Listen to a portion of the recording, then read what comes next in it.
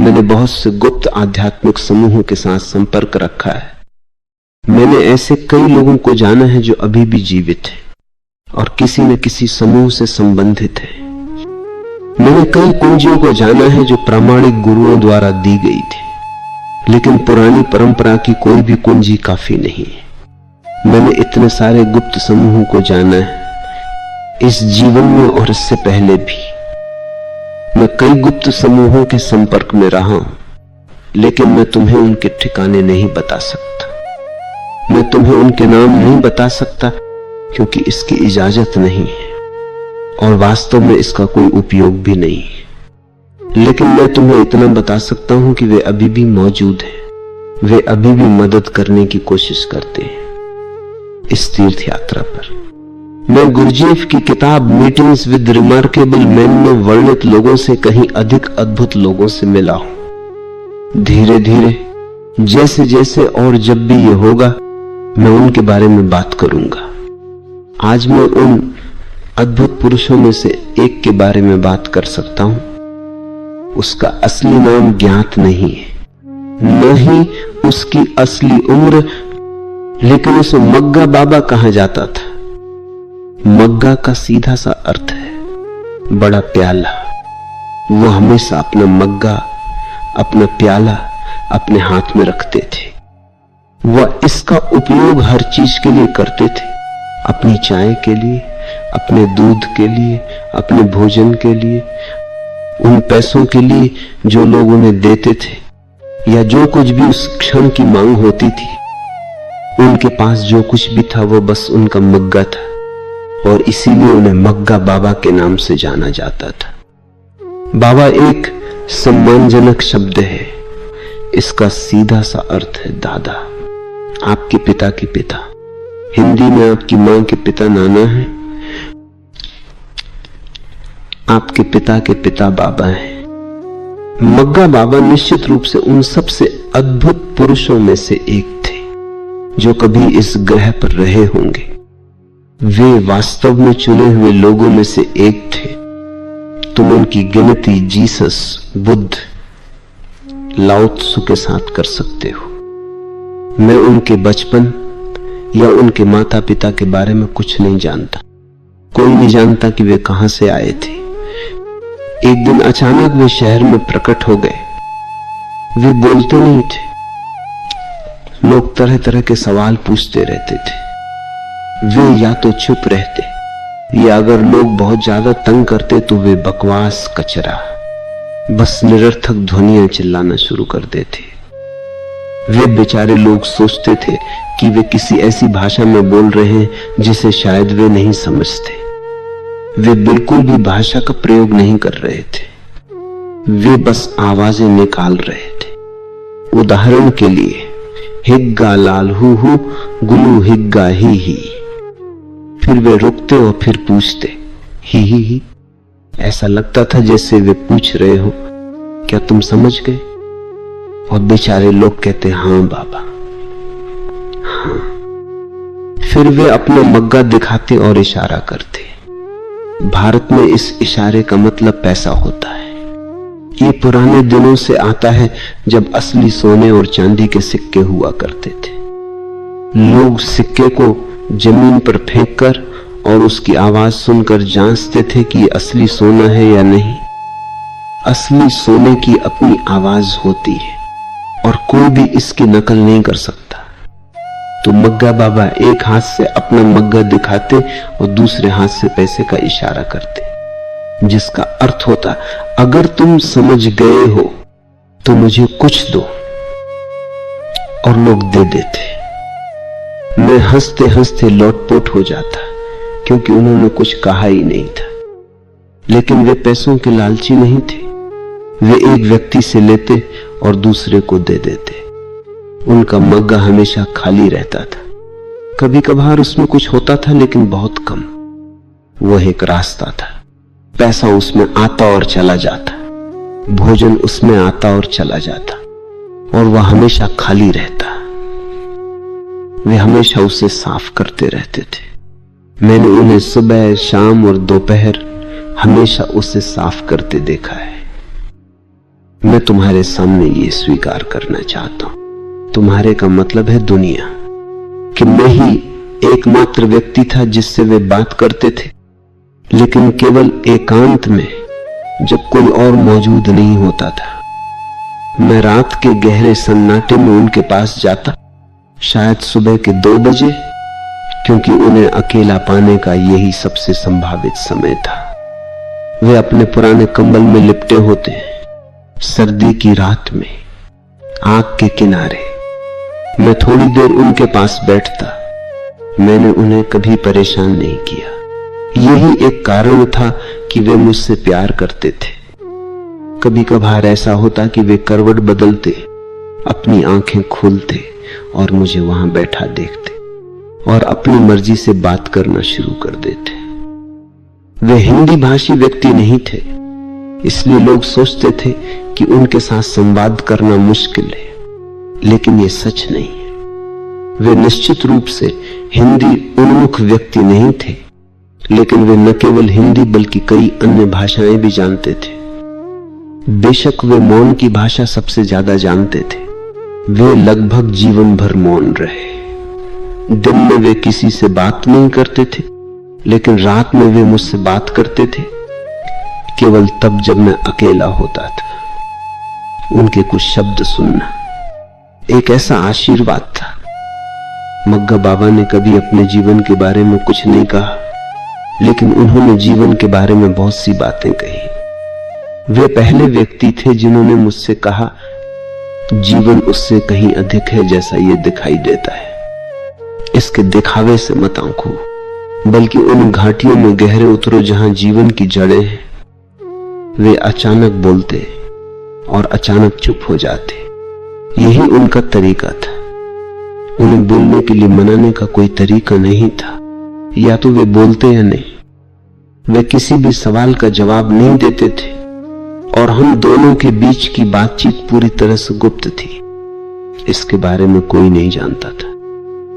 ये पहली बार है कि मैं इसे कह रहा हूं। मैंने कई महान वक्ताओं को सुना है और वे बस एक गरीब आदमी थे, लेकिन उनके शब्द शुद्ध शहद थे, इतने मीठे और पुष्टि देने वाले और अर्थ से इतने भरे हुए।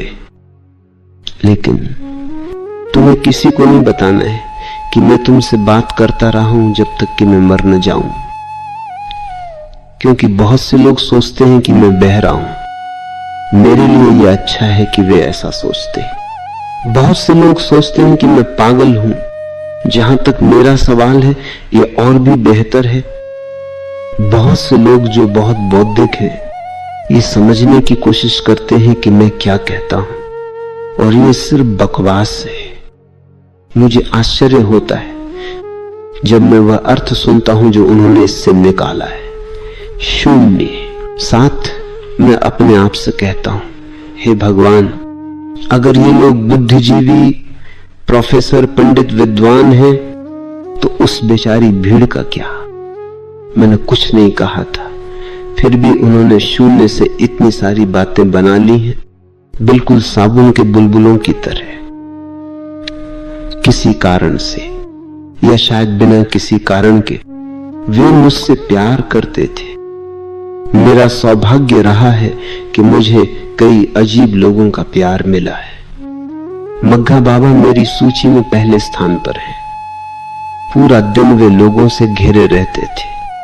वे वास्तव में एक मुक्त व्यक्ति थे, फिर भी 1 इंच भी हिलने के लिए स्वतंत्र नहीं थे, क्योंकि लोग उन्हें पकड़े रहते थे। वे उन्हें रिक्शे में बिठाते और जहां चाहते ले जाते।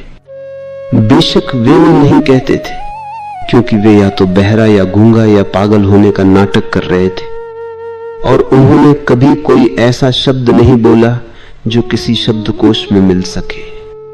जाहिर है वे हां या ना नहीं कह सकते थे, वे बस चले जाते। 1 या 2 बार उन्हें चुरा लिया गया। वे महीनों के लिए गायब हो गए, क्योंकि दूसरे शहर के लोगों ने उन्हें चुरा लिया था। जब पुलिस ने उन्हें ढूंढा और पूछा कि क्या वे वापस जाना चाहते हैं, तो निश्चित रूप से उन्होंने फिर से अपना वही काम किया। उन्होंने कुछ बकवास कहा, यडल फडल शडल। पुलिस ने कहा, यह आदमी पागल है। हम अपनी रिपोर्ट में क्या लिखने जा रहे हैं? यडल फडल शडल, इसका क्या मतलब है? क्या कोई इसका कोई अर्थ निकाल सकता है? इसलिए वे वहीं रहे जब तक कि उन्हें मूल शहर की भीड़ द्वारा वापस नहीं चुरा लिया गया।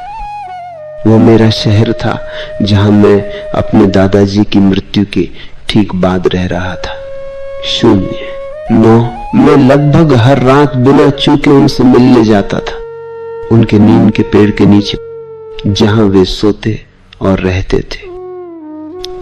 यहां तक कि जब मैं बीमार होता और मेरी नानी मुझे बाहर जाने की अनुमति नहीं देती, तब भी रात के दौरान जब वे सो रही होती, मैं भाग जाता। लेकिन मुझे जाना ही था। मग्गा बाबा से हर दिन कम से कम एक बार मिलना जरूरी था। वे एक तरह का आध्यात्मिक पोषण थे। उन्होंने मेरी जबरदस्त मदद की। हालांकि उन्होंने कभी कोई निर्देश नहीं दिया सिवाय अपने होने की। बस अपनी उपस्थिति से उन्होंने मुझ में अज्ञात शक्तियों को सक्रिय कर दिया जो मेरे लिए अज्ञात थी। मैं इस आदमी मग्गा बाबा का बहुत आभारी हूं।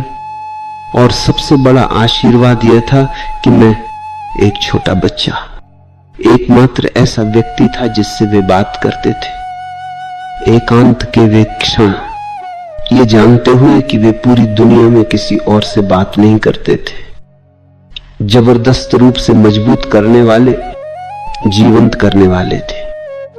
अगर कभी मैं उनके पास जाता और कोई और मौजूद होता तो वे कुछ इतना भयानक करते कि दूसरा व्यक्ति भाग जाता। उदाहरण के लिए वे चीजें फेंकते या कूदते या पागल आदमी की तरह नाचते। आधी रात के बीच में किसी का भी डरना तय था। आखिरकार आपकी पत्नी है, बच्चे हैं और नौकरी है, और यह आदमी बस पागल लगता है। वह कुछ भी कर सकता है। फिर जब वह व्यक्ति चला जाता तो हम दोनों साथ मिलकर हंसते। मैं किसी और के साथ उस तरह कभी नहीं हंसा और मुझे नहीं लगता कि इस जीवन काल में ऐसा दोबारा होने वाला है। और मेरे पास कोई और जीवन नहीं। 0-8 पहिया रुक गया है। हाँ, ये थोड़ा सा चल रहा है, लेकिन वह केवल पिछली गति है। इसमें कोई नई ऊर्जा नहीं डाली जा रही। मग्गा बाबा इतने सुंदर थे कि मैंने कोई और आदमी नहीं देखा जिसे उनके बराबर रखा जा सके। वे बिल्कुल एक रोमन मूर्ति की तरह थे, बिल्कुल परिपूर्ण, किसी भी मूर्ति से भी अधिक परिपूर्ण, क्योंकि वे जीवित थे। मेरा मतलब जीवन से इतने भरे हुए। मुझे नहीं पता कि मग्गा बाबा जैसे आदमी से दोबारा मिलना संभव है या नहीं, और मैं चाहता भी नहीं हूं, क्योंकि एक मग्गा बाबा काफी है, काफी से भी ज्यादा। वे इतने संतोषजनक थे और दोहराव की परवाह कौन करता है। और मैं पूरी तरह से जानता हूं, बड़े प्रवास के लिए, बेचों की एम के प्रवास के लिए कोई उससे ऊपर नहीं हो सकता। मेरे लिए मग्गा बाबा महत्वपूर्ण थे, लेकिन अगर मुझे अपनी नानी और उनके बीच चयन करना होता तो मैं फिर भी अपनी नानी को चुनता। हालांकि वे तब प्रबुद्ध नहीं थी और मग्गा बाबा थे। कभी कभी एक अप्रबुद्ध व्यक्ति इतना सुंदर होता है कि कोई उन्हें चुन लेगा, भले ही प्रबुद्ध व्यक्ति विकल्प के रूप में उपलब्ध हो। बेशक अगर मैं दोनों को चुन सकता तो मैं चुनता, या अगर मेरे पास लाखों लोगों की पूरी दुनिया में से 2 का विकल्प होता तो मैं उन दोनों को ले लेता। मग्गा बाबा बाहर, वे मेरी नानी के घर में प्रवेश नहीं करते। वे अपने नीम के पेड़ के नीचे बाहर रहते, और निश्चित रूप से मेरी नानी मग्गा बाबा के पास नहीं बैठ सकती थी। वह आदमी, वह उन्हें कहा करती थी, वह आदमी, उसके बारे में भूल जाओ और कभी उसके पास मत जाओ। जब तुम बस उसके पास से गुजरते हो तो हमेशा नहा लिया करो। उन्हें हमेशा डर रहता था कि उनके जुए हैं, क्योंकि किसी ने उन्हें कभी नहाते हुए नहीं देखा था। शायद वे सही थी। जब तक मैं उन्हें जानता था उन्होंने कभी स्नान नहीं किया था। वे एक साथ अस्तित्व में नहीं रह सकते थे, ये भी सच है। इस मामले में सह अस्तित्व संभव नहीं हो सकता था, लेकिन हम हमेशा व्यवस्था कर सकते थे। मग्गा बाबा हमेशा आंगन में बाहर नीम के पेड़ के नीचे हो सकते थे और नानी घर में रानी हो सकती थी, और मुझे उन दोनों का प्यार मिल सकता था बिना ये या वह चुने। पागल बाबा उन अद्भुत लोगों में से एक थे जिनके बारे में मैं बात करने जा रहा हूं। वे मग्गा बाबा की ही श्रेणी के थे। वे बस पागल बाबा के नाम से जाने जाते थे। पागल का अर्थ है दीवाना। वे हवा के झोंके की तरह आते थे, हमेशा अचानक, और फिर वैसे ही अचानक गायब हो जाते थे जैसे वे आए थे। मैंने उन्हें नहीं खोजा, उन्होंने मुझे खोजा। इससे मेरा मतलब है कि मैं नदी में तैर रहा था। जब वे वहां से गुजरे उन्होंने मुझे देखा, मैंने उन्हें देखा, और वे नदी में कूद पड़े और हम साथ साथ तैरे। मुझे नहीं पता कि हम कितनी देर तक तैरे, लेकिन मैं वह नहीं था जो कहता बस बहुत हो गया। वे पहले से ही एक सिद्ध संत थे। मैंने उन्हें पहले देखा था, लेकिन इतना करीब से नहीं। एक सभा में भजन करते हुए और ईश्वर के गीत गाते हुए मैंने उन्हें देखा था, और उनके प्रति एक निश्चित भाव था, लेकिन मैंने इसे अपने तक ही सीमित रखा था। मैंने इसके बारे में एक शब्द भी नहीं कहा था। कुछ चीजें ऐसी होती हैं जिन्हें दिल में ही रखना बेहतर होता है, वहां वे तेजी से बढ़ती हैं। वही सही मिट्टी है। इस समय वे एक बूढ़े आदमी थे और मैं 12 वर्ष से अधिक का नहीं था। जाहिर है उन्हें ही कहना था चलो रुकते, मैं थक गया हूं। मैंने कहा आप मुझे किसी भी समय बता सकते थे और मैं रुक जाता, लेकिन जहां तक मेरा सवाल है, मैं नदी में एक मछली हूं। हां, मेरे शहर में मुझे ऐसे ही जाना जाता था, और कौन हर सुबह 4 बजे से 10 बजे तक 6 घंटे तैरता है। इस आदमी पागल बाबा का जिक्र कई बार आएगा, इस साधारण कारण से कि उन्होंने मुझे इतने सारे लोगों से मिलवाया। जब भी मैं उनका उल्लेख करूंगा, पागल बाबा का उल्लेख करना ही होगा। उनके माध्यम से एक पूरी दुनिया खुल गई। वे मेरे लिए किसी भी विश्वविद्यालय से कहीं अधिक मूल्यवान थे, क्योंकि उन्होंने मुझे हर संभव क्षेत्र में जो कुछ भी श्रेष्ठ है उससे परिचित कराया। वे मेरे गांव में बिल्कुल एक बवंडर की तरह आते थे और वे मुझे पकड़ लेते थे। मेरे माता पिता उन्हें नानी कह सकते थे, यहां तक कि मेरी नानी भी उन्हें नानी कह सकती थी। वास्तव में जिस क्षण मैंने पागल बाबा का उल्लेख किया, वे सभी कहते थे तो ठीक है, क्योंकि वे जानते थे कि यदि उन्होंने मुझे मना किया तो पागल बाबा आएंगे और घर में उपद्रव पैदा करेंगे। वे चीजें तोड़ सकते थे, वे लोगों को पीट सकते थे, और वे इतने सम्मानित थे कि कोई भी उन्हें कोई नुकसान करने से नहीं रोकता था। इसलिए हर किसी के लिए यह कहना सबसे अच्छा था। हाँ, अगर पागल बाबा तुम्हें अपने साथ ले जाना चाहते हैं तो तुम जा सकते हो। और हम जानते हैं, उन्होंने कहा कि पागल बाबा के साथ तुम सुरक्षित रहोगे।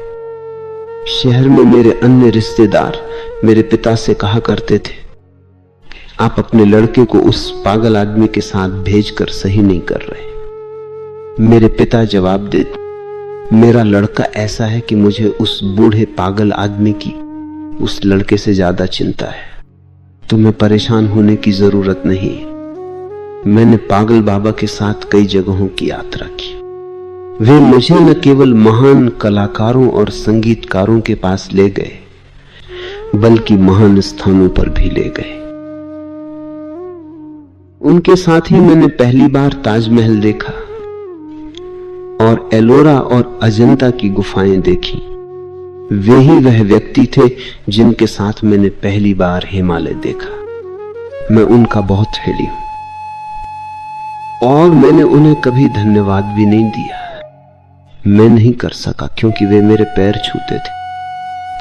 अगर मैं कभी धन्यवाद में उनसे कुछ कहता तो वे तुरंत अपने होठों पर हाथ रख देते और कहते, बस चुप रहो, मैं तुम्हारा आभारी हूं, तुम मेरे नहीं। एक रात जब हम अकेले थे, मैंने उनसे पूछा, आप मेरे आभारी क्यों हैं? मैंने आपके लिए कुछ नहीं किया है और आपने मेरे लिए बहुत कुछ किया है, फिर भी आप मुझे धन्यवाद भी नहीं कहने देते। उन्होंने कहा, एक दिन तुम समझोगे, लेकिन अभी सो जाओ और इसका फिर कभी जिक्र मत करना। कभी नहीं, कभी नहीं। जब समय आएगा तो तुम जान जाओगे। जब तक मुझे पता चला तब तक बहुत देर हो चुकी थी। वे नहीं रहे थे। मुझे पता चला, लेकिन बहुत देर से। यदि वे जीवित होते तो शायद उनके लिए यह महसूस करना बहुत मुश्किल होता कि मुझे पता चल गया है कि एक बार पिछले जन्म में उन्होंने मुझे जहर दिया था। हालांकि मैं बच गया था। अब वे बस इसकी भरपाई करने की कोशिश कर रहे थे। वे इसे मिटाने की कोशिश कर रहे थे। वे मेरे लिए अच्छा बनने के लिए अपनी शक्ति में सब कुछ कर रहे थे और वे हमेशा मेरे लिए अच्छे थे। जितना मैं कभी योग्य था उससे कहीं अधिक। लेकिन अब मैं जानता हूं क्यों। वे संतुलन लाने की कोशिश कर रहे थे। पूर्व में वे इसे कर्म कहते हैं, शून्य, क्षय, कर्म का सिद्धांत। तुम जो कुछ भी करते हो, याद रखो, तुम्हें अपने कृत्य से डिस्टर्ब चीजों को फिर से संतुलन में लाना होगा। अब मैं जानता हूं कि वे एक बच्चे के प्रति इतने अच्छे क्यों थे। वे कोशिश कर रहे थे और वे सफल हुए संतुलन लाने में। एक बार जब तुम्हारे कृत्य पूरी तरह से संतुलित हो जाते हैं तो तुम गायब हो सकते हो। तभी तुम पहिए को रोक सकते हो। वास्तव में पहिया अपने आप रुक जाता है, तुम्हें इसे रोकना भी नहीं पड़ता। मेरे पिता हमेशा चकित रह जाते थे जब भी पागल बाबा आते और मेरे पैर छूते। वे खुद पागल बाबा के पैर छूते थे। यह वास्तव में बहुत ही हास्यास्पद था और बस चक्र को पूरा करने के लिए मैं अपने पिता के पैर छूता था। पागल बाबा इतनी जोर से हंसने लगते कि हर कोई चुप हो जाता, जैसे कि कुछ वास्तव में महान हो रहा हो, और मेरे पिता शर्मिंदा दिखते। पागल ने मुझे बार बार यह समझाने की कोशिश की कि मेरा भविष्य एक संगीतकार बनना है। मैंने कहा नहीं, और जब मैं नहीं कहता हूं तो मेरा मतलब नहीं होता। मेरे बचपन से ही मेरी ना बहुत स्पष्ट रही है और मैं शायद ही कभी हां का उपयोग करता हूं। वह शब्द हां इतना कीमती है, लगभग पवित्र, कि इसका उपयोग केवल परमात्मा की उपस्थिति में किया जाना चाहिए। चाहे वह प्रेम हो या सौंदर्य या अभी गुलमोहर पर नारंगी फूल इतने घने जैसे कि पूरा पेड़ आग की लपटों में हो। जब कोई भी चीज तुम्हें पवित्र की याद दिलाती तो तुम हां शब्द का उपयोग कर सकते हो। ये प्रार्थना से भरा है। नहीं का सीधा सा मतलब है कि मैं प्रस्तावित गतिविधि से खुद को काट लेता हूं और मैं एक न कहने वाला रहा हूं। मुझसे हाथ निकलवाना बहुत मुश्किल था। पागल बाबा को देखकर एक ऐसा आदमी जिसे प्रबुद्ध माना जाता था, मैंने पहचाना कि उन दिनों में भी वे अद्वितीय थे। मैं कुछ नहीं जानता था कि ज्ञानोदय क्या है। मैं ठीक उसी स्थिति में था जैसा मैं अब हूं, फिर से पूरी तरह से अज्ञानी, लेकिन उनकी उपस्थिति चमकदार थी। आप उन्हें हजारों के बीच पहचान सकते थे। वे पहले व्यक्ति थे जो मुझे कुंभ मेले में ले गए। ये प्रयाग में हर 12 साल में होता है और पूरी दुनिया में सबसे बड़ा जमावड़ा है। हिंदुओं के लिए कुंभ मेला उनके जीवन के संजोए हुए सपनों में से एक है। एक हिंदू सोचता है कि अगर तुम कम से कम एक बार कुंभ मेले में नहीं गए हो तो तुमने अपना जीवन गंवा दिया। यही एक हिंदू सोचता है। न्यूनतम संख्या 10 लाख लोग है, अधिकतम 30 लाख लोग हैं। मुसलमानों के साथ भी ऐसा ही है। जब तक तुम हाजी नहीं हो, जब तक तुम हज पर नहीं गए हो, मक्का नहीं गए हो, तुम चूक गए। हज का मतलब है मक्का की यात्रा, जहां मोहम्मद रहे और मरे। पूरी दुनिया में यह हर मुसलमान का सबसे कीमती सपना है। उसे कम से कम एक बार मक्का जाना है, हिंदू को प्रयाग जाना है। ये जगह उनके इजराइल है। धर्म सतह पर बहुत अलग दिख सकते हैं, लेकिन अगर तुम बस थोड़ा सा खुरचोगे तो तुम्हें वही कचरा मिलेगा। हिंदू, यहूदी, मुसलमान, ईसाई, इससे कोई फर्क नहीं पड़ता। लेकिन कुंभ मेले का एक अनूठा चरित्र है। 30 लाख लोगों का जमावड़ा ही अपने आप में एक दुर्लभ अनुभव है। सभी हिंदू साधु वहां आते हैं और वे कोई छोटा अल्पसंख्यक नहीं। उनकी संख्या 5 लाख है और वे बहुत रंगीन लोग हैं। तुम इतने सारे अनूठे संप्रदायों की कल्पना नहीं कर सकते। तुम विश्वास नहीं कर सकते कि ऐसे लोग भी मौजूद हैं और वे सभी वहां इकट्ठा होते। पागल बाबा मुझे मेरे जीवन के पहले कुंभ मेले में ले गए। मुझे एक बार और जाना था, लेकिन पागल बाबा के साथ कुंभ मेले का यह अनुभव बेहद शिक्षाप्रद था, क्योंकि वे मुझे सभी महान और तथाकथित महान संतों के पास ले गए और उनके सामने और हजारों लोगों के बीच वे मुझसे पूछते, क्या यह आदमी एक असली संत है? मैं कहता, नहीं, लेकिन पागल बाबा भी उतने ही जिद्दी थे जितना मैं हूं। उन्होंने हिम्मत नहीं हारी। वे चलते गए और चलते गए, मुझे हर तरह के संभव संत के पास ले गए, जब तक कि मैंने एक आदमी से नहीं कहा। पागल बाबा हंसे और कहा, मुझे पता था कि तुम सच्चे को पहचान लोगे। और ये आदमी, उन्होंने उस आदमी की ओर इशारा किया जिसके बारे में मैंने हां कहा था। वह एक आत्म साक्षात्कारी है, किसी को भी ज्ञात नहीं। वो आदमी बस एक पीपल के पेड़ के नीचे बैठा था, बिना किसी अनुयायी के। शायद वो 30 लाख लोगों की उस भारी भीड़ में सबसे अकेला आदमी था।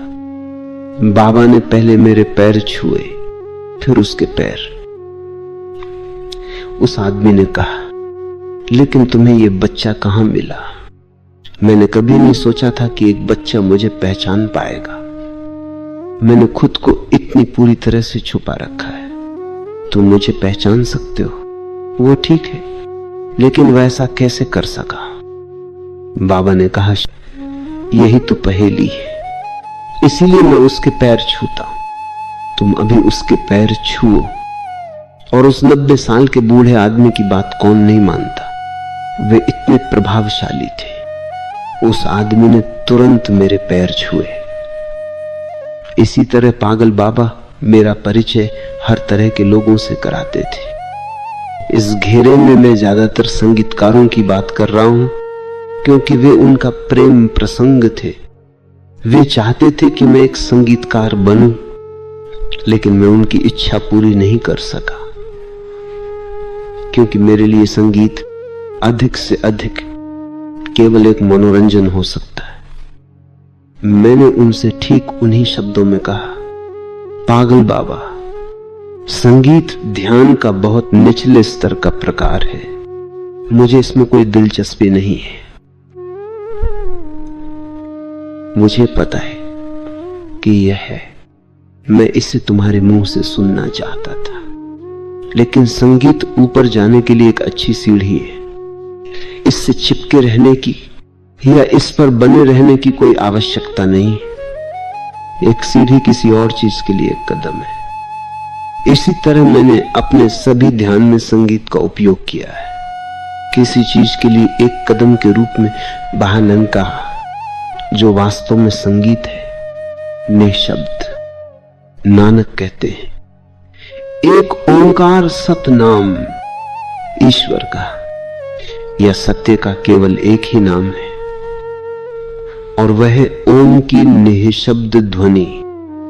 शायद ध्यान संगीत से निकला है, या शायद संगीत ध्यान की जननी है, लेकिन संगीत अपने आप में ध्यान नहीं है। यह केवल संकेत दे सकता है या एक इशारा हो सकता है।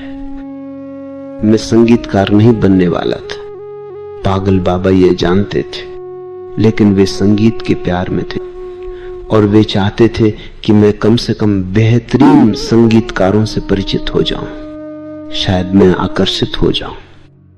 उन्होंने मुझे इतने सारे संगीतकारों से मिलवाया, उनके सभी नाम याद रखना भी मुश्किल था, लेकिन कुछ नाम बहुत प्रसिद्ध हैं और पूरी दुनिया में जाने जाते हैं।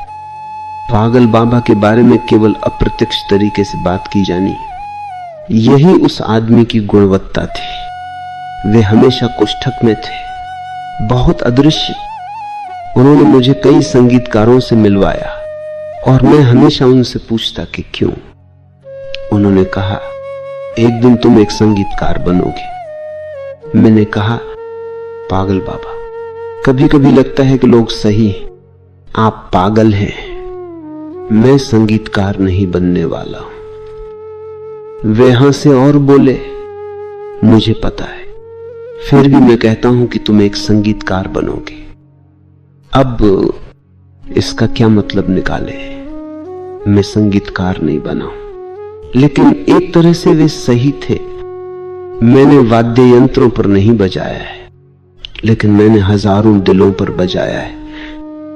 मैंने किसी भी वाद्य यंत्र की तुलना में कहीं अधिक गहरा संगीत बनाया है। गैर वाद्य यंत्र, गैर तकनीकी, 3 बांसुरी वादक, उन सभी को पागल बाबा ने मुझसे मिलवाया था।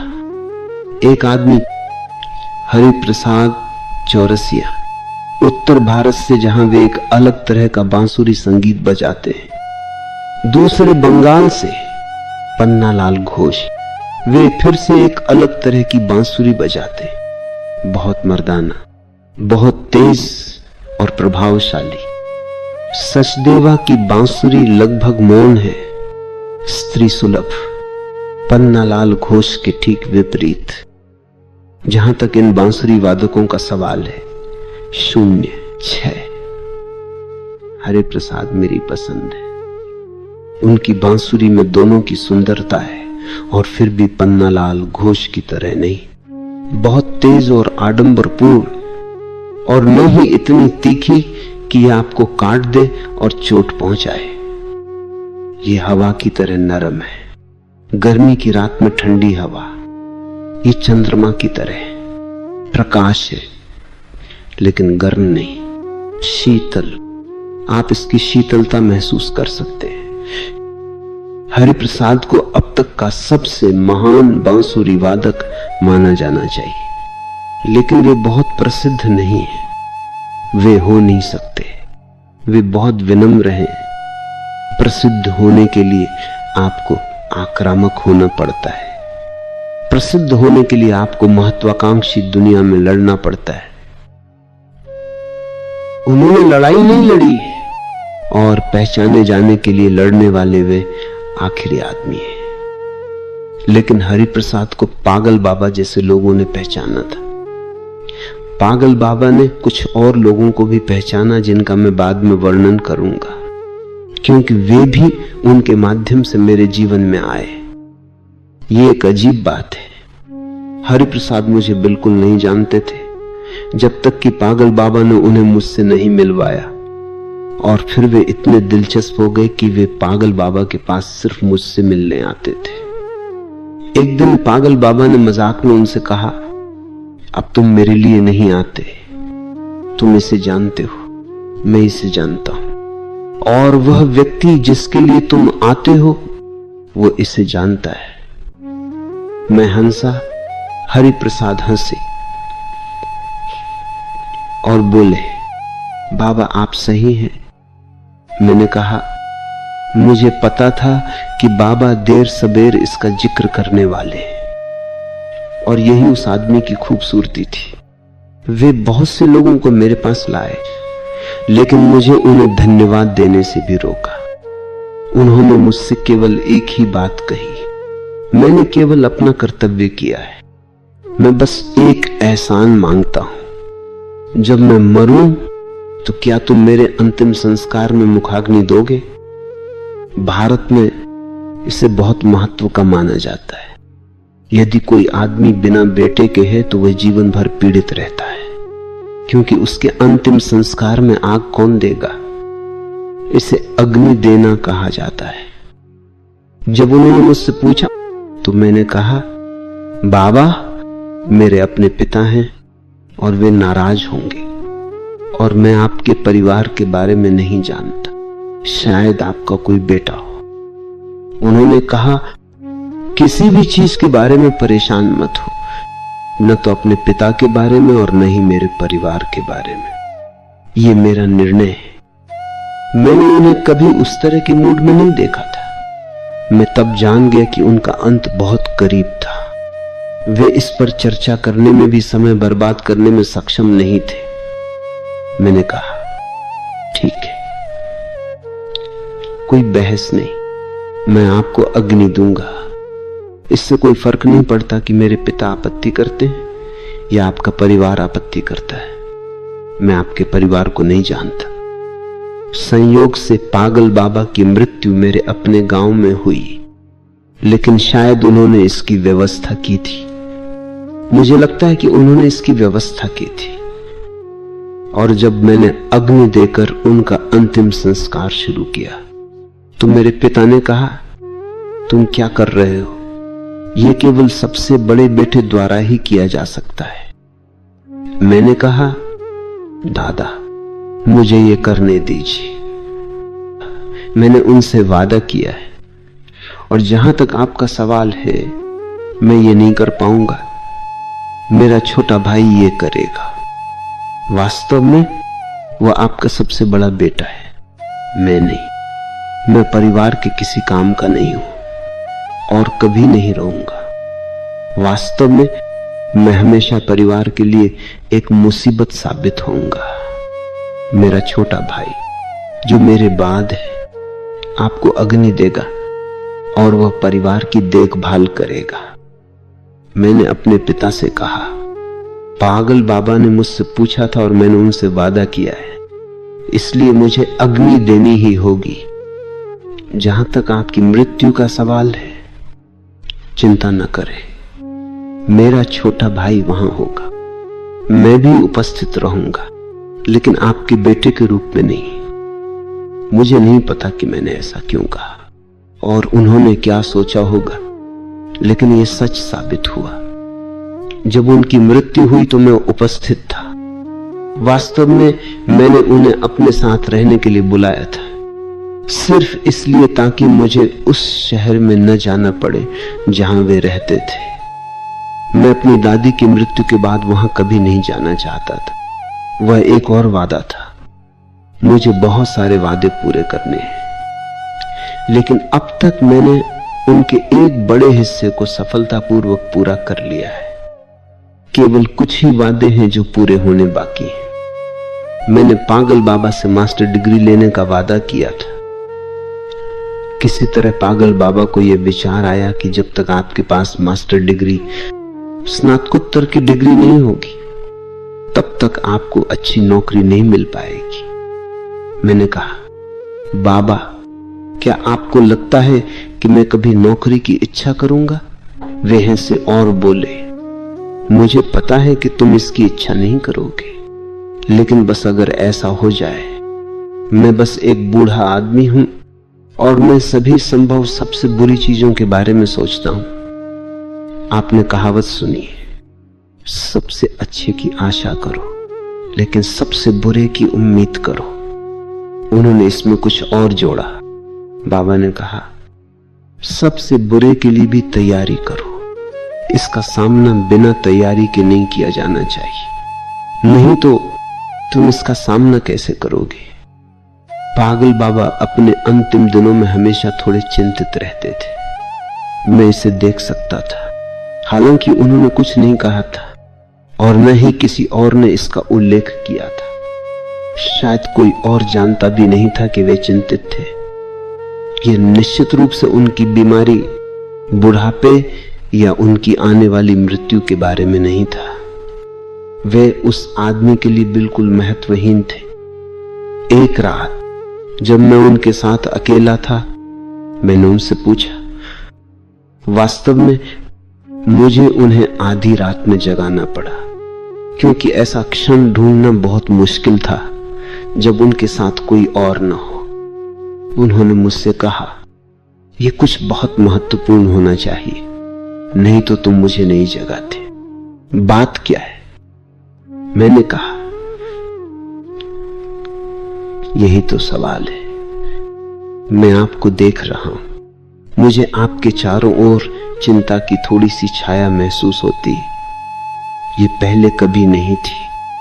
आपकी आभा हमेशा इतनी स्पष्ट रही है, बिल्कुल एक चमकते सूरज की तरह, लेकिन अब मैं थोड़ी छाया देखता हूं। ये मृत्यु नहीं हो सकती। वे हंसे और बोले, हां, छाया है, और ये मृत्यु नहीं है, ये भी सच है। मेरी चिंता यह है कि मैं एक आदमी का इंतजार कर रहा हूं ताकि मैं उसे तुम्हारे लिए अपनी जिम्मेदारी सौंप सकूं। मैं चिंतित हूं क्योंकि वह अभी तक नहीं आया है। अगर मैं मर गया तो तुम्हारे लिए उसे ढूंढना असंभव होगा। मैंने कहा, अगर मुझे वास्तव में किसी की जरूरत होगी तो मैं उसे ढूंढ लूंगा, लेकिन मुझे किसी की जरूरत नहीं है। आप मृत्यु के आने से पहले आराम करें। मैं इस छाया का कारण नहीं बनना चाहता। आपको उतने ही शानदार चमक के साथ मरना चाहिए जैसे आप जिए हैं। उन्होंने कहा, यह संभव नहीं है, लेकिन मैं जानता हूं कि वो आदमी आएगा। मैं अनावश्यक रूप से चिंता कर रहा हूं। वो अपने वचन का पक्का आदमी है। उसने मेरे मरने से पहले मेरे पास पहुंचने का वादा किया है। मैंने उनसे पूछा, उसे कैसे पता चलेगा कि आप कब मरने वाले हैं? वो हंसे और बोले, इसीलिए मैं चाहता हूं कि तुम उससे परिचित हो जाओ।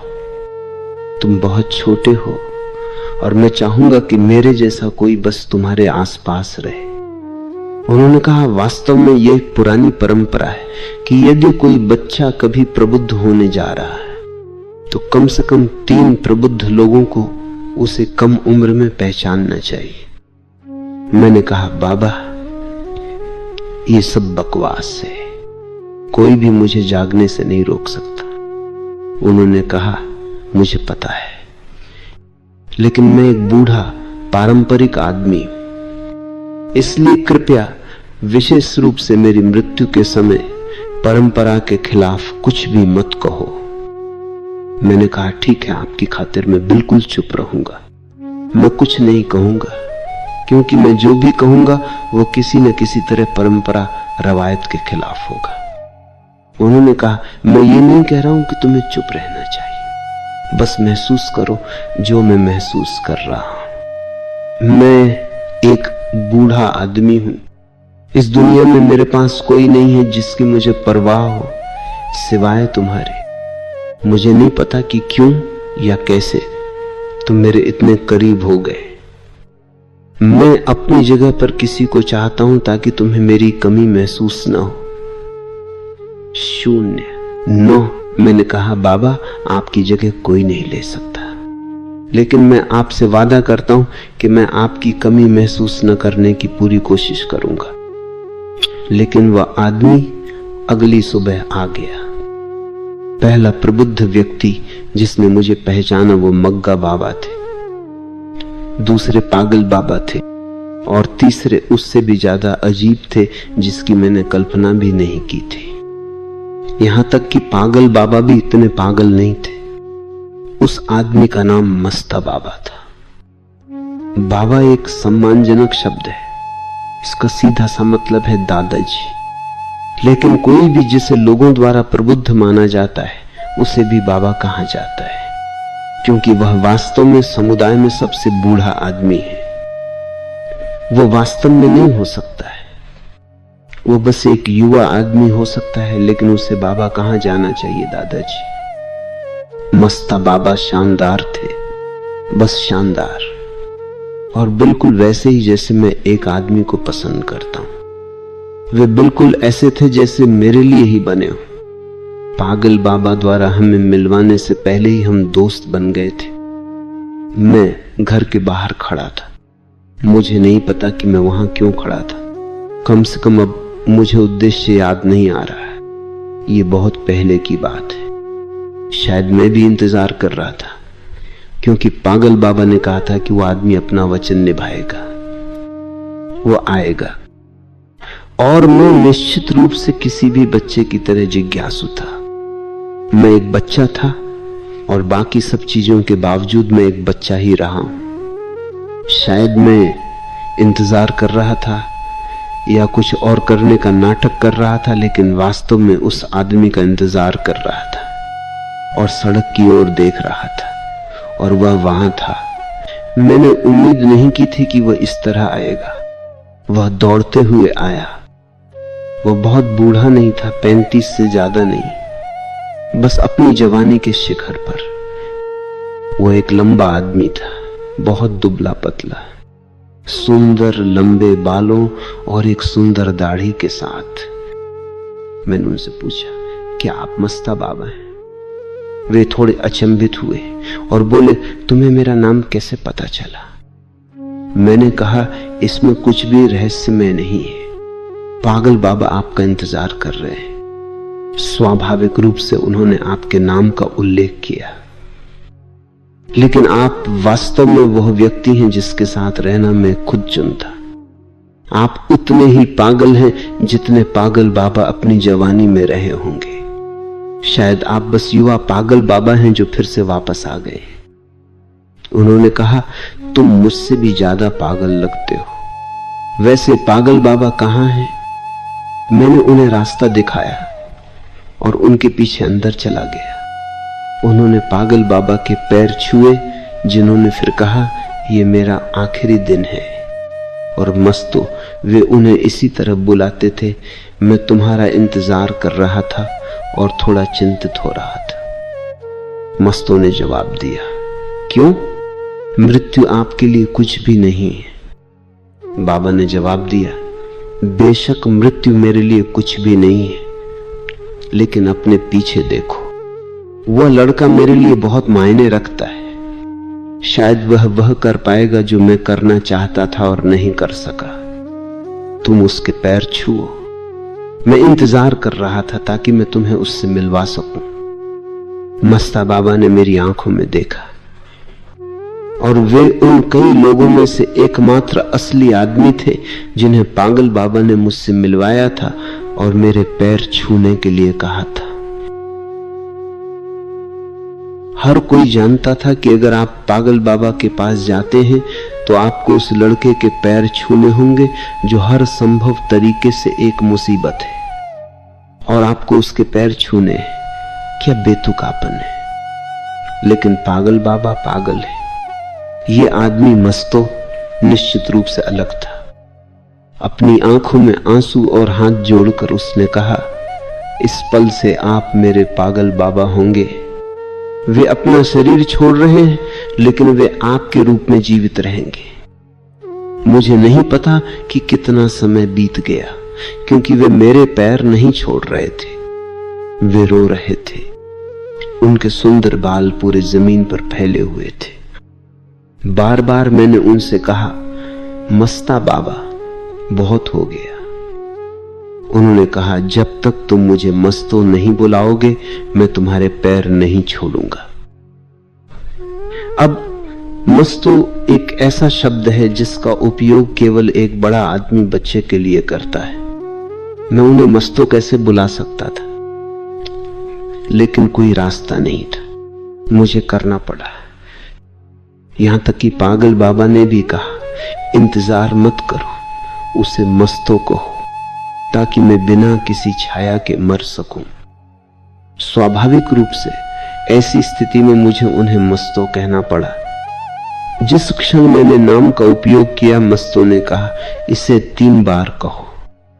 पूरब में यह भी एक परंपरा है, जब तक आप किसी चीज को 3 बार नहीं कहते उसका बहुत मतलब नहीं होता। इसलिए 3 बार मैंने कहा, मस्तो मस्तो मस्तो। अब क्या आप कृपया मेरे पैर छोड़ेंगे?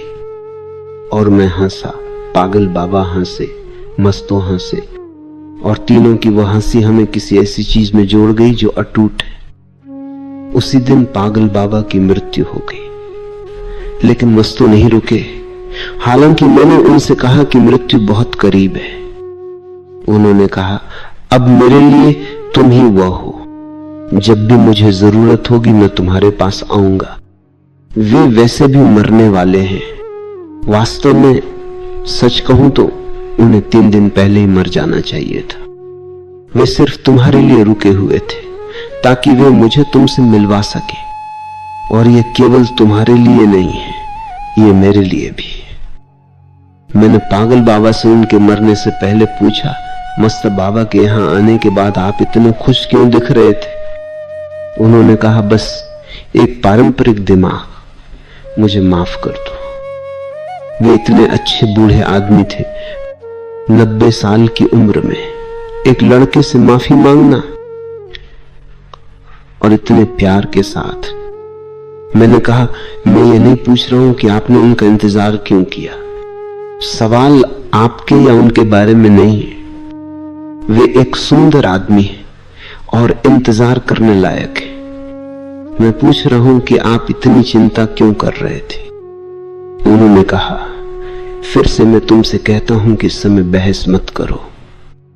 ऐसा नहीं है कि मैं तर्क के खिलाफ हूं, जैसा कि तुम जानते हो मुझे विशेष रूप से पसंद है जिस तरह से तुम बहस करते हो और जो अजीब मोड़ तुम अपने तर्कों को देते हो। लेकिन ये समय नहीं, वास्तव में कोई समय नहीं है। मैं उधार के समय पर जी रहा हूं। मैं तुम्हें केवल एक ही बात बता सकता हूं, मैं खुश हूं कि वह आया और खुश हूं कि तुम दोनों मित्रवत और प्रेमी बन गए जैसा मैं चाहता था। शायद एक दिन तुम इस पुराने पारंपरिक विचार की सच्चाई देखोगे। विचार यह है कि जब तक 3 प्रबुद्ध लोग एक बच्चे को भविष्य के बुद्ध के रूप में नहीं पहचानते, उसके लिए एक बनना लगभग असंभव है। पागल बाबा, आप सही थे। अब मैं देख सकता हूं कि यह केवल एक परंपरा नहीं है। किसी को प्रबुद्ध के रूप में पहचानना उसकी असीम मदद करना है। विशेष रूप से यदि पागल बाबा जैसा व्यक्ति आपको पहचानता है और आपके पैर छूता है, या मस्तू जैसा आदमी। मैं उन्हें मस्तो कहता रहा क्योंकि पागल बाबा ने कहा था,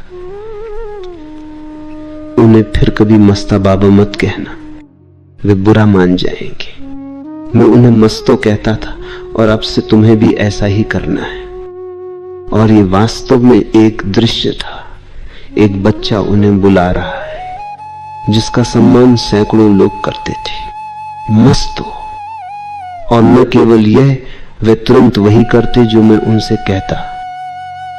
एक बार, बस एक उदाहरण के तौर पर, वे भाषण दे रहे थे। मैं खड़ा हुआ और कहा, मस्तो तुरंत रुको। वे एक वाक्य के बीच में थे, उन्होंने इसे पूरा भी नहीं किया। वे रुक गए। लोगों ने उनसे आग्रह किया कि कृपया अपनी बात पूरी करें। वे जवाब भी नहीं देते। उन्होंने मेरी ओर इशारा किया। मुझे माइक्रोफोन पर जाना पड़ा और लोगों से कहना पड़ा कि कृपया अपने घर जाएं, व्याख्यान खत्म हो गया है और मस्तों को मेरी हिरासत में ले लिया गया है। वे बहुत जोर से हंसे और मेरे पैर छुए। और उनके पैर छूने का तरीका, हजारों लोगों ने मेरे पैर छुए होंगे, लेकिन उनका अपना एक तरीका था, बस अनोखा। वे मेरे पैर लगभग ऐसे छूते थे, कैसे कहूं, जैसे कि वे स्वयं भगवान का सामना कर रहे हो। और वे हमेशा बस आंसू बन जाते थे और उनके लंबे बाल, मुझे उन्हें फिर से बैठने में मदद करने में बहुत मशक्कत करनी पड़ती थी। मैं कहता मस्तो बस, लेकिन सुनने वाला कौन था? वे रो रहे होते, गा रहे होते या कोई मंत्र जाप कर रहे होते। मुझे तब तक इंतजार करना पड़ता जब तक वे खत्म नहीं कर लेते। कभी कभी मैं आधे घंटे तक वहां बैठा रहता, बस उनसे ये कहने के लिए ये काफी है। लेकिन मैं ये तभी कह सकता था जब वे खत्म कर लेते। आखिरकार मेरे भी कुछ संस्कार हैं। मैं बस ये नहीं कह सकता था रुको या मेरे पैर छोड़ो जब वे उनके हाथों में होते थे। वास्तव में मैं कभी नहीं चाहता था कि वे उन्हें छोड़े, लेकिन मेरे पास अन्य काम थे और उनके पास भी। ये एक व्यावहारिक दुनिया है और हालांकि मैं बहुत अव्यावहारिक हूं। जहां तक दूसरों का सवाल है, मैं नहीं हूं। मैं हमेशा व्यवहारिक और यथार्थवादी हूं। जब मुझे बीच में रोकने के लिए एक भी पल मिलता तो मैं कहता मस्त रुको बस। तुम अपनी आंखें रोकर बाहर निकाल रहे और तुम्हारे बाल, मुझे उन्हें धोना होगा। एक कीचड़ में गंदा हो रहा है। तुम भारतीय धूल को जानते हो, ये सर्वव्यापी है, हर जगह, विशेष रूप से गांव में सब कुछ धूल भरा है। यहां तक कि लोगों के चेहरे भी धूल भरे लगते हैं। वे क्या कर सकते हैं? वे कितनी बार धो सकते हैं? मैंने मस्तों से कहा मुझे तुम्हारे बाल धोने होंगे, और मैं उनके बाल धोता था। ये बहुत सुंदर था और मुझे हमेशा कुछ भी सुंदर पसंद है। ये आदमी मस्तो, जिसके बारे में पागल बाबा इतनी चिंता करते थे, तीसरे प्रबुद्ध व्यक्ति थे। वे चाहते थे कि 3 प्रबुद्ध पुरुष एक छोटे अप्रबुद्ध लड़के के पैर छुए और उन्होंने प्रबंध कर लिया। पागलों के अपने तरीके होते, उन्होंने पूरी तरह से प्रबंध किया। उन्होंने प्रबुद्ध लोगों को भी उस लड़के के पैर छूने के लिए राजी कर लिया जो निश्चित रूप से प्रबुद्ध नहीं था। मैंने उनसे पूछा, क्या आपको नहीं लगता कि ये थोड़ी हिंसा है? उन्होंने कहा, बिल्कुल नहीं। वर्तमान को भविष्य के लिए अर्पित करना ही होगा, और यदि एक प्रबुद्ध व्यक्ति भविष्य में नहीं देख सकता है तो वह प्रबुद्ध नहीं है। ये सिर्फ एक पागल आदमी का विचार नहीं है, उन्होंने कहा, बल्कि सबसे प्राचीन और सम्मानित विचारों में से एक है। बुद्ध जब वे केवल 24 घंटे के थे, एक प्रबुद्ध व्यक्ति द्वारा देखे गए थे जो रोया और उस बच्चे के पैर छुए। ये 3 लोग सबसे महत्वपूर्ण हैं जिनसे मैं कभी मिला हूं, और मुझे नहीं लगता कि मैं किसी ऐसे व्यक्ति से मिलूंगा जो उन तीनों से अधिक महत्वपूर्ण होगा। मैंने अपने ज्ञानोदय के बाद अन्य प्रबुद्ध लोगों से भी मुलाकात की है, लेकिन वह एक अलग कहानी है। मैंने अपने शिष्यों से उनके प्रबुद्ध होने के बाद मुलाकात की है, वो भी एक अलग कहानी है। लेकिन जब मैं सिर्फ एक छोटा बच्चा था तब पहचाना जाना, और बाकी सब मेरे खिलाफ थे। ये एक अजीब नियति थी। मेरा परिवार हमेशा मेरे खिलाफ था। मैं अपने पिता, अपनी मां, अपने भाइयों को बाहर रखता हूं, लेकिन ये एक बड़ा परिवार था। वे सभी मेरे खिलाफ थे, एक साधारण कारण से, और मैं उन्हें समझ सकता हूं। वे एक तरह से सही थे कि मैं एक पागल की तरह व्यवहार कर रहा था, और वे चिंतित थे। उस छोटे से शहर में हर कोई मेरे गरीब पिता से मेरी शिकायत कर रहा था। मुझे कहना चाहिए कि उनके पास अनंत धैर्य था। वे सबकी सुनते थे। 0, 7, ये लगभग 24 घंटे का काम था। हर दिन, दिन रात, कभी कभी आधी रात में भी कोई न कोई आता, क्योंकि मैंने कुछ ऐसा किया था जो नहीं किया जाना चाहिए था। और मैं केवल वही चीजें कर रहा था जो नहीं की जानी चाहिए थी। वास्तव में मुझे आश्चर्य होता था कि मुझे कैसे पता चलता था कि कौन सी चीजें हैं जो नहीं की जानी चाहिए, क्योंकि गलती से भी मैंने ऐसा कुछ नहीं किया जो किया जाना चाहिए था। एक बार मैंने पागल बाबा से पूछा, शायद आप मुझे समझा सके।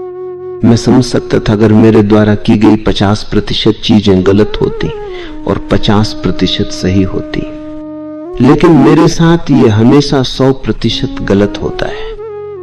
मैं इसे कैसे प्रबंधित करता हूं, क्या आप मुझे समझा सकते हैं? पागल बाबा हंसे और बोले, तुम पूरी तरह से प्रबंधित करते हो, यही काम करने का तरीका है। और परेशान मत हो कि दूसरे क्या कहते, तुम अपने तरीके से चलते रहो। सभी शिकायतों को सुनो और यदि तुम्हें दंडित किया जाता है तो आनंद लो। मैंने वास्तव में इसका आनंद लिया। मुझे कहना चाहिए सजा का भी। मेरे पिता ने मुझे दंडित करना बंद कर दिया जिस क्षण उन्हें पता चला कि मैं इसका आनंद लेता हूं। मस्तों ने पागल बाबा की तुलना में मेरी अधिक कुशलता से देखभाल की। सबसे पहले बाबा वास्तव में पागल आदमी थे।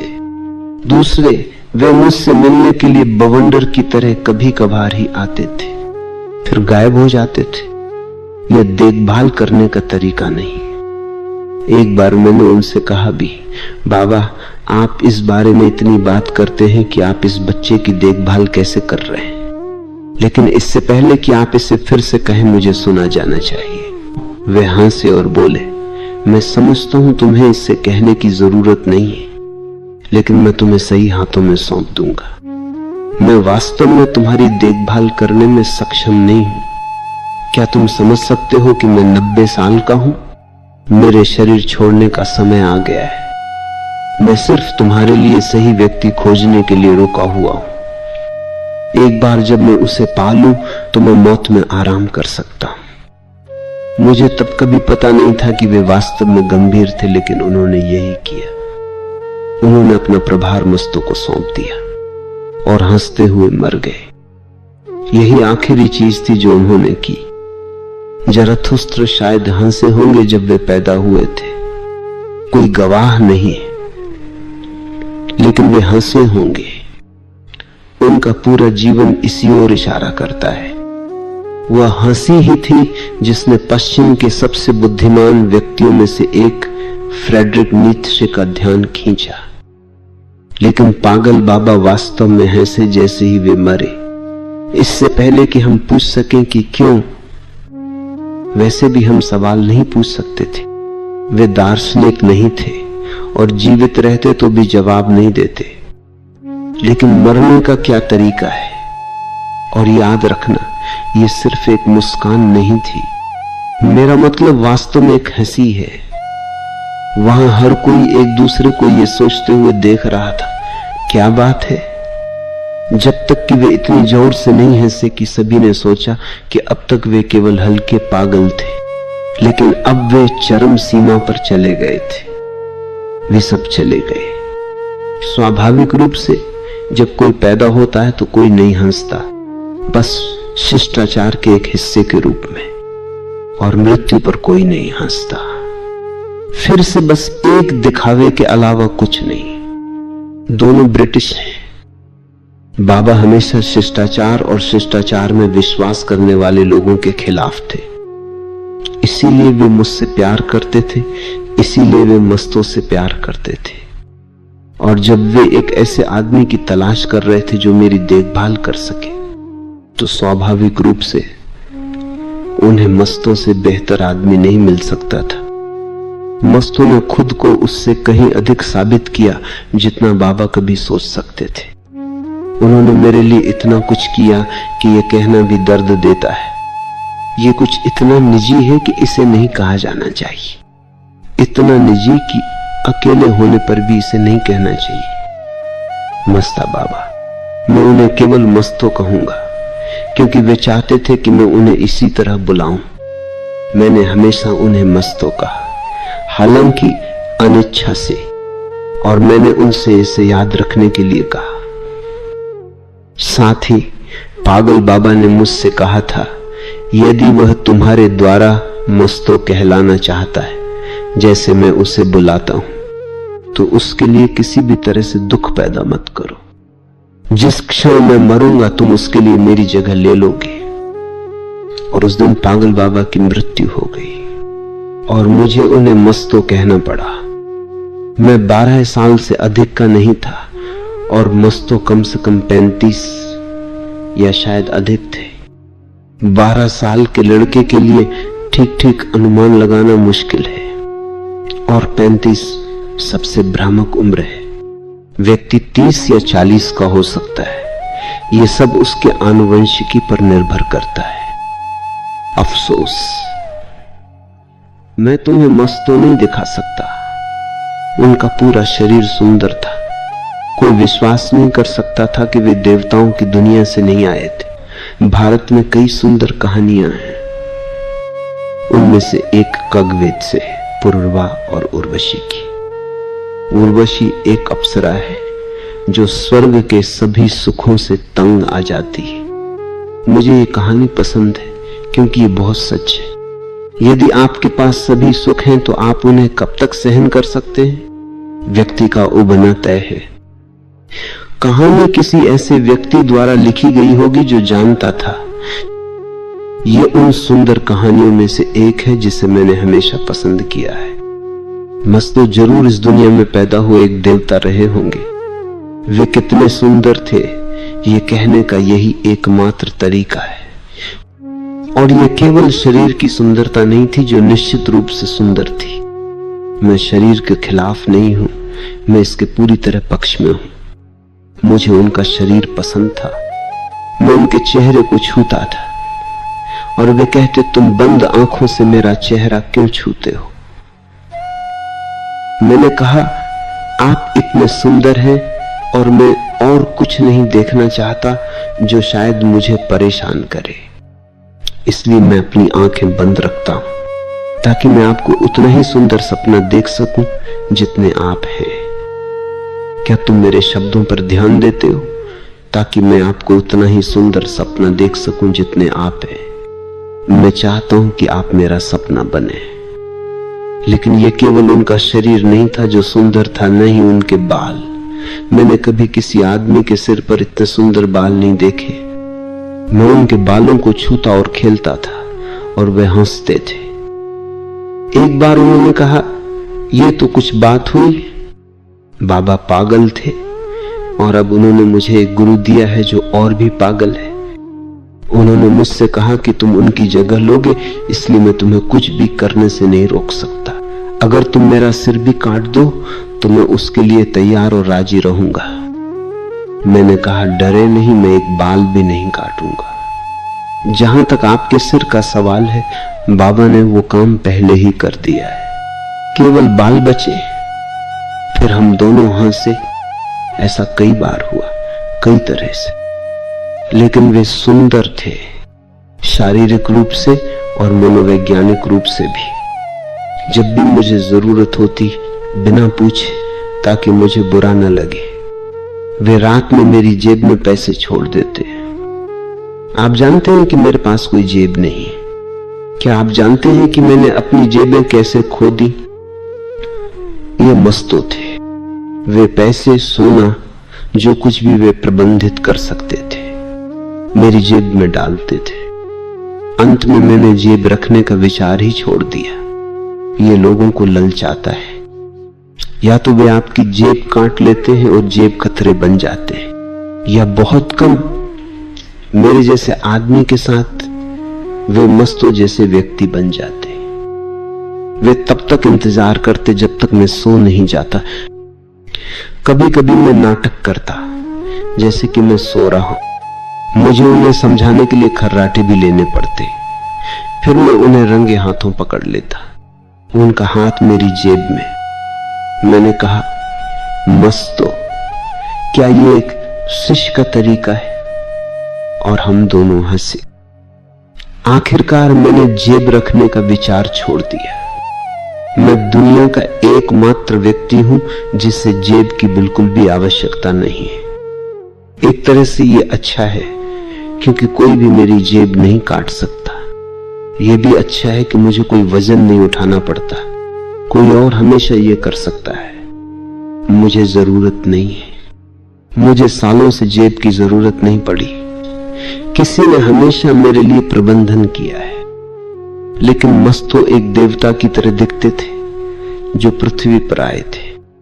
मैं उनसे प्यार करता था बिना किसी कारण के, निश्चित रूप से, क्योंकि प्यार का कोई कारण नहीं हो सकता। मैं अब भी उनसे प्यार करता हूं। मस्तो सबसे अच्छा विकल्प थे जो बाबा कर सकते थे। मैं किसी भी तरह से एक बेहतर आदमी की कल्पना नहीं कर सकता। न केवल वे एक ध्यानी थे, निश्चित रूप से वे थे, अन्यथा उनके और मेरे बीच कोई संवाद संभव नहीं होता। और ध्यान का मतलब है केवल मन न होना, कम से कम उस समय के लिए जब आप ध्यान कर रहे हो। लेकिन बात बस इतनी ही नहीं थी, वे बहुत सी और चीजें थे। वे एक सुंदर गायक थे, लेकिन उन्होंने कभी जनता के लिए नहीं गाया। हम दोनों जनता पबली वाक्यांश पर हंसते थे। इसमें केवल सबसे मंदबुद्धि बच्चे शामिल होते हैं। यह आश्चर्य की बात है कि वे एक निश्चित समय पर एक जगह इकट्ठा होने का प्रबंधन कैसे करते हैं। मैं इसे समझा नहीं सकता। मस्तों ने कहा कि वे भी इसे समझा नहीं सकते। इसे बस समझाया नहीं जा सकता। उन्होंने कभी जनता के लिए नहीं गाया, बल्कि केवल बहुत कम लोगों के लिए जो उनसे प्यार करते थे, और उन्हें कभी इसके बारे में बात न करने का वादा करना पड़ा। उनकी आवाज वास्तव में उनके मालिक की आवाज थी। शायद वे गा नहीं रहे थे, बल्कि केवल अस्तित्व को अनुमति दे रहे थे। यही एकमात्र उचित शब्द है जिसका मैं उपयोग कर सकता हूं। वे अस्तित्व को अपने माध्यम से प्रवाहित होने दे रहे थे, वे रोक नहीं रहे थे। यही उनकी योग्यता थी। वे प्रतिभाशाली सितार वादक भी थे, लेकिन फिर से मैंने उन्हें कभी भीड़ के सामने बजाते हुए नहीं देखा। अक्सर मैं ही एकमात्र व्यक्ति होता था जब वे बजाते थे, और वे मुझसे दरवाजा बंद करने के लिए कहते, ये कहते हुए, कृपया दरवाजा बंद करो और जो कुछ भी हो इसे तब तक मत खोलो जब तक मैं मर न जाऊं। और वे जानते थे कि अगर मैं दरवाजा खोलना चाहता तो मुझे पहले उन्हें मारना पड़ता और फिर उसे खोलना पड़ता। मैं अपना वादा निभाता। लेकिन उनका संगीत ऐसा था, वे दुनिया के लिए नहीं जाने जाते थे। दुनिया चूक गई। उन्होंने कहा, ये चीजें इतनी अंतरंग हैं कि भीड़ के सामने बजाना वेश्यावृत्ति है। यह उनका सटीक शब्द था, वेश्यावृत्ति। वे वास्तव में एक दार्शनिक, एक विचारक थे और बहुत तार्किक थे, मेरी तरह नहीं। पागल बाबा के साथ मेरे पास केवल एक ही चीज समान थी, वह था पागलपन। मस्तों के पास उनके साथ कई चीजें समान थीं। पागल बाबा कई चीजों में रुचि रखते थे। मैं निश्चित रूप से पागल बाबा का प्रतिनिधि नहीं हो सकता था, लेकिन मस्तों थे। मैं किसी का भी प्रतिनिधि नहीं हो सकता, चाहे वह कोई भी हो। मस्तों ने हर तरह से मेरे लिए इतना कुछ किया कि मुझे विश्वास नहीं हो रहा था कि बाबा को कैसे पता चला कि वे ही सही व्यक्ति होंगे। और मैं एक बच्चा था और मुझे बहुत दिशा की आवश्यकता थी, और मैं एक आसान बच्चा भी नहीं था। जब तक मैं आश्वस्त नहीं हो जाता, मैं 1 इंच भी नहीं हिलाता था। वास्तव में मैं सुरक्षित रहने के लिए थोड़ा पीछे हट जाता था। आपको यह जानकर आश्चर्य होगा कि मस्तो कई वाद्य यंत्र बजाते थे। वे वास्तव में एक बहुमुखी प्रतिभा के धनी थे, एक बहुत ही उपजाऊ दिमाग, और वे किसी भी चीज से कुछ भी सुंदर बना सकते थे। उन्होंने पेंटिंग की, और उतनी ही अर्थहीनता से जितनी पिकासो भी नहीं कर सकते थे, और उतनी ही सुंदरता से जितनी निश्चित रूप से पिकासो नहीं कर सकते थे। लेकिन उन्होंने बस अपनी पेंटिंग को यह कहते हुए नष्ट कर दिया, मैं समय की रेत पर कोई भी पदचिन्ह नहीं छोड़ना चाहता।